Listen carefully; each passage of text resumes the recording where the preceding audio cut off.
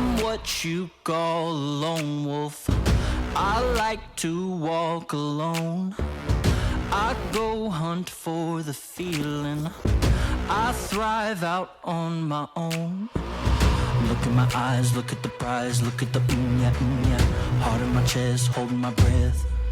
I'm addicted to the game. I am the one they run from. Dead I lie and wait. I do not tremble, do not shake. Ice cold blood in my veins, yeah.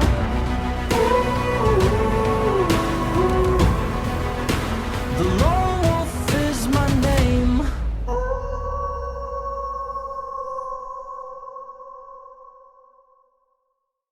Hey everyone, I'm Jared Erdody, and I live in Plainwell, Michigan. I make my living as a web designer because of my love for art, but my real addiction in life is hunting whitetails. I have a beautiful wife and 3 great kids that just don't seem to stop growing. And since I've had a couple episodes on the show already, I thought I'd mix it up a little bit and dive into another facet of my addiction to whitetails, and that's taxidermy. As a kid, mounting big bucks for other hunters is really what got me addicted to the idea of getting big bucks of my own. So in this episode, I'm going to walk you through mounting a deer head, and I'll fill you in more on how I continue to feed my addiction to whitetails. I started to pay attention to the guys that were bringing me big bucks every year, because I knew there was something different they were doing. And the first thing was they weren't from Michigan in most cases, or they weren't killing the bucks in Michigan. And I started to realize, the first ingredient in killing big bucks is they have to be where you're hunting to have any chance. So that's the first step.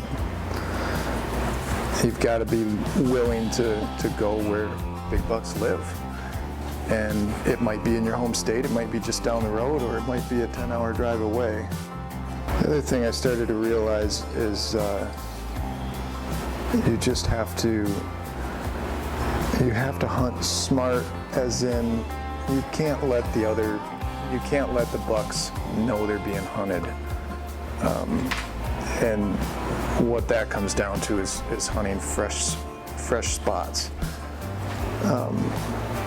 because you contaminate your spots pretty quickly when you go in and sit for hours at a time between the scent that's there while you're there and the ground scent that you leave for them to find when you leave and they come through. Deer get educated pretty quickly, and mature bucks do especially. Last year was a really good season for me. Didn't all involve whitetails, but my son drew a really good antelope tag, and he killed a big buck in New Mexico. All right, partner, what we doing, man? We're glassing for antelope finally. Yeah, day 1 of scouting here in New Mexico. This is public. This is crazy. Each side of the road's got a cranker right now.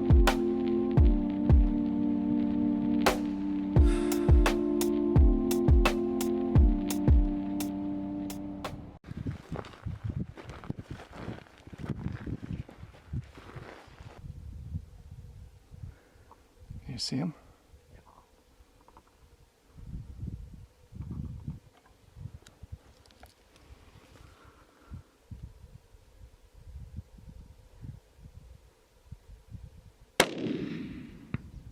Oh, I heard it hit him. He's down. He's down? I think he's down. I don't see him. Rolling here in New Mexico this evening. It's opening day in the evening. Jacob got his antelope this evening. Man, what an awesome buck. Really exciting. We had to, What do you think, man? Talk to me. Oh, that was super fun. Yeah.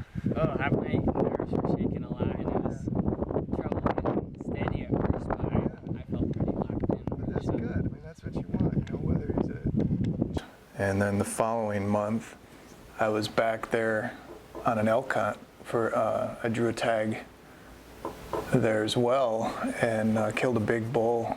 Good browse. Or is that his thirds? Third, fourth. Oh yeah, look at that. Oh, I think you guys know what this smile means. Oh my gosh, I just shot a big bull. Oh, he is down in the bottom of a crappy valley, but oh my gosh, he is down. Oh, I don't really think, I'm pretty dang positive he's down in the bottom of this valley. He did a lot of crashing and he fell. God, it feels good to be on the trail. Yes, there he is. Oh my gosh. Yes. Oh my gosh. Holy crap. Look at the way this thing went belly up. Oh my gosh, guys. Oh, big bull down in the Gila National Forest. In shock right now. I think you other addicts out there that are serious hunters, when things come to fruition, just kind of feel in shock for a while. And I'm sure I'll even get more excited later in the day. I'm not super excited about this pack out, but I will take it. It's worth it. It's well worth it. So I've got a lot of cutting up and cleaning up to do of him today. To all you whitetail addicts out there, I just strayed a little bit from the whitetails this month and been chasing elk here in the Gila National Forest. It's the 6th morning of my hunt, and I put this guy on the ground. I just couldn't be more excited. I had a few close calls. I had a lot of screw-ups from public land guys, but here we are on National Forest, public land of ours that we own. And we did it. I'm going to take you to a throwback hunt now from several years back when kids were just little. And I was planning on heading to Wisconsin to do some hunting the next day, or I had wanted to go the previous day, but I got busy with work, and so I decided to hunt one more morning here around home and then head to Wisconsin in the afternoon. And as you'll see here, I was really glad that I stayed home that morning. It's a morning of November 3rd. At first light, there was actually before shooting light, there was a little 1.5-year-old buck out here, but it's probably the same one that came back out with that doe. Overall, it's been real slow. I set this same general area yesterday morning, had a shooter behind me, and it was actually in bow range. I just didn't have an opening. So I repositioned my stand today because the wind shifted a little bit.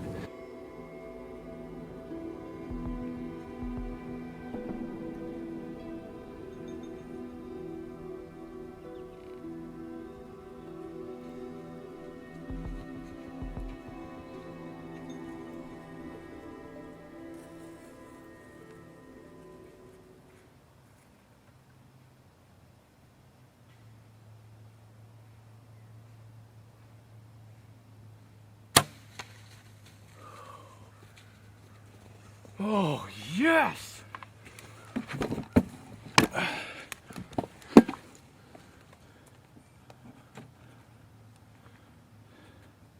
He's gonna go down, guys. Oh. Oh, what a dandy. That's my best Michigan buck. He'll definitely go Pope and Young. This is a buck I've been playing a little cat and mouse with this last week.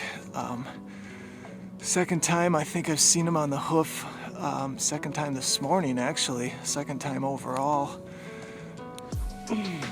Oh, what a beauty. Gosh, was that exciting. I had 2 shooters coming in.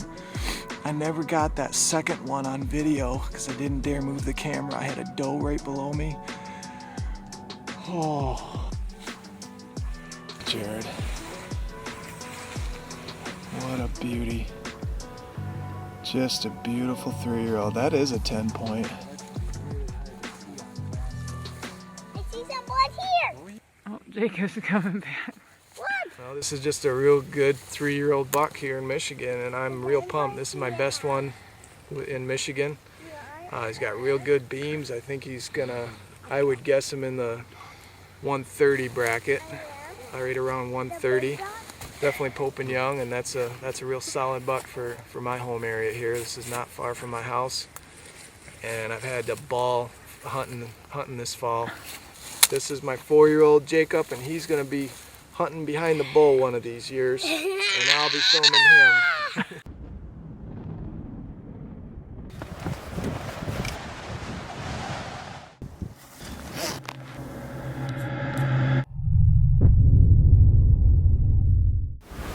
So last year, I was targeting a couple bucks in Wisconsin, and I got there the 3rd week of October, and I mainly did just some scouting and hanging of cameras. I wanted to get on foot and spot check some areas and look for some primary scrapes, and that's exactly what I found.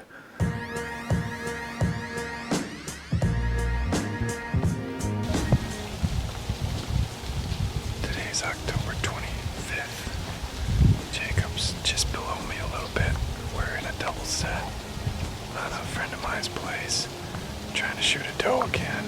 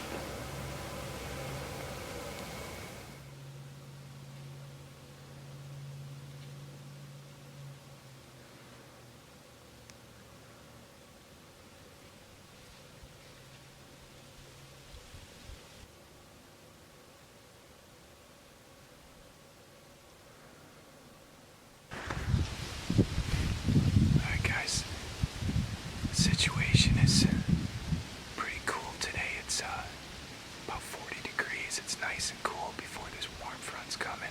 It's November 2nd. I'm set up over a primary scrape in a real thick bedding area. I'm on the edge of it. I want to stand mid-morning. I'm only about 10-12 feet off the ground.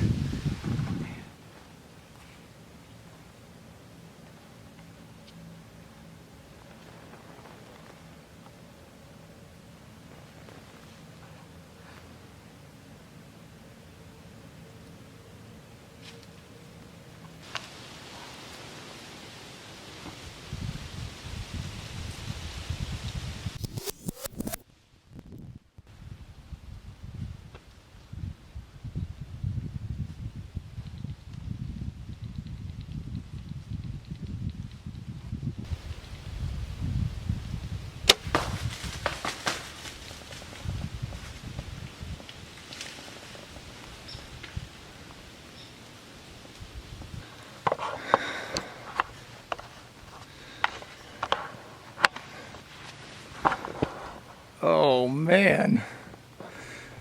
Oh my gosh. Mid-afternoon. I think that I probably got him a little bit back because of his shoulder being back. That's a good 10-pointer. That's one I've had on camera in here. He's been hitting this scrape the last several days. He didn't do it yesterday, but I got back in here today, and oh my gosh, it's about 3:15 right now. I think I'm just gonna slip on out of here, get my phone at the truck, because I don't have it with me. Shed some clothes. Okay, we're on blood.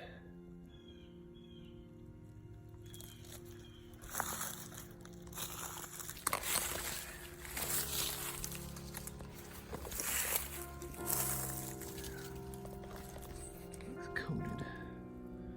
Definitely no guts. Looks pretty bright too, so. After a very restless, not much sleep night, it's the next morning, and we're gonna let the sun come up a bit. My good buddy Lee drove over and joined me to help track this morning.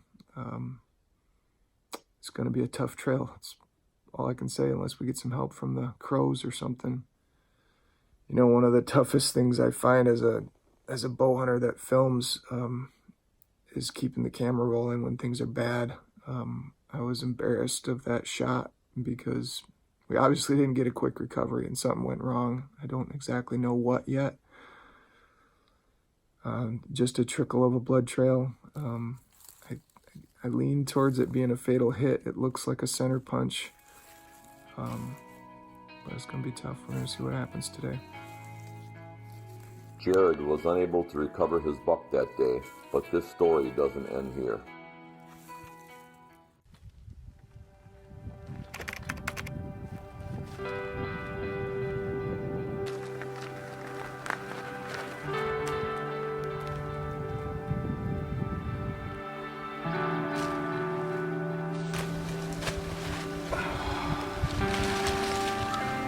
What a shame. Nice buck. Gosh, good clean 10. Just a bittersweet ending. Just couldn't find this deer the next day. I hit him a little back and he sure didn't bleed much. Ended up going probably 500-600 yards. Neighbor found him and was gracious enough to tell me about him. So here we are. Beautiful buck. I wasn't able to find him, so it was a bummer. But good deer, another beautiful buck in Wisconsin, and I'm real happy we found him.